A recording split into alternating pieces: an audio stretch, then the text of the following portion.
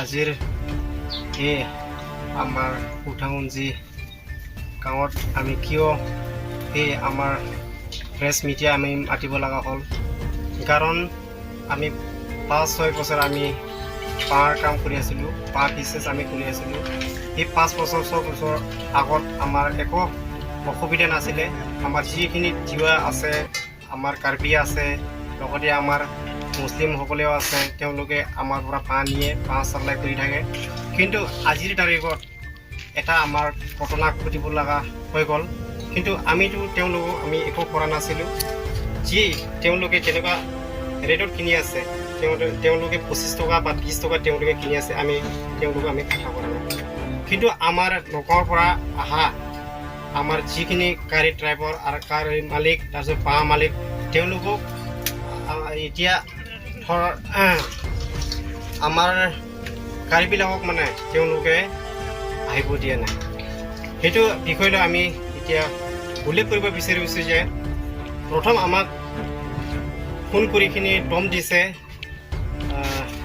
মাননীয় কুলা সিং মিঠি, লগতে আছে উপিং খৰাই, লগতে আছে পাপুৰাম ৰংপি, লগতে আছে লোকেন পাৰ্টৰ লোকেন, তাৰপিছত লগতে আছে চপন। তেওঁলোকে সেইটো কথা আমি তেওঁলোকক কৈছিলোঁ সেইদিনা যে আমাৰ লগত মিলি জুলি কাম কৰ, যাতে আমি লোকৰে মাজত হাই কাজিয়া কৰিব নালাগে বুলি আমি তেওঁলোকক কথা পাতিছিলোঁ। কিন্তু তেওঁলোকে আজি তাৰিখলৈকে আমাৰ লগত মিল মুখ কৰিব অহা নাই।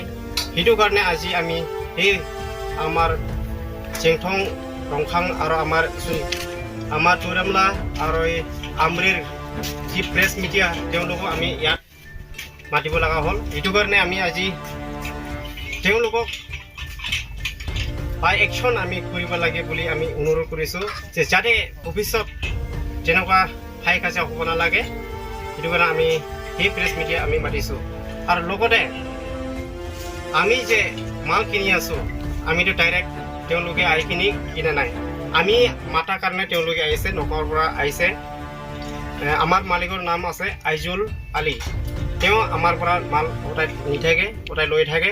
কিন্তু তেখেতক মানে আজি এতিয়া নতুন পাৰ্টি বনোৱাবিলাকে বাম্বু এছ'চিয়েশ্যনবিলাক তেওঁলোকে মানে আহিব দিয়া নাই। সেইটো কাৰণে আমি ভয় খাইছোঁ, আমাৰ গাড়ী যদি আহে, নগাঁৱৰ পৰা আহে, গাড়ীও জ্বলাই দিব, তাৰপিছত মানুহকো মাৰ্ডাৰ কৰিব। তেনেকুৱা ধৰণৰ সিহঁতে ফোনৰ যোগেদি তেওঁলোকে দম দি আছে।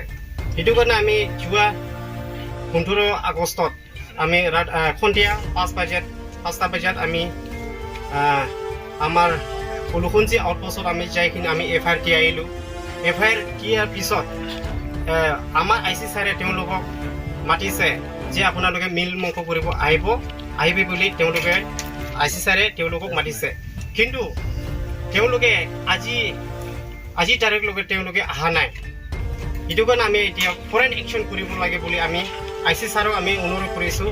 আৰু লগতে আমাৰ যিখিনি হেৰি আছে, আমাৰ প্ৰেছ মিডিয়াহঁতক আমি পুৰা মেইন টাৰ্গেট আমি লৈছোঁ বুলি আমাৰ ফালৰ পৰা ইমানৰে কৈ মই মোৰ বক্তব্য মই সামৰিছোঁ। ধন্যবাদ। মইতো বাই বিচিম মানুহ বা বিচিম আৰু কোনে ল'ব সিহঁতৰ বিচিম আৰু সিহঁতৰ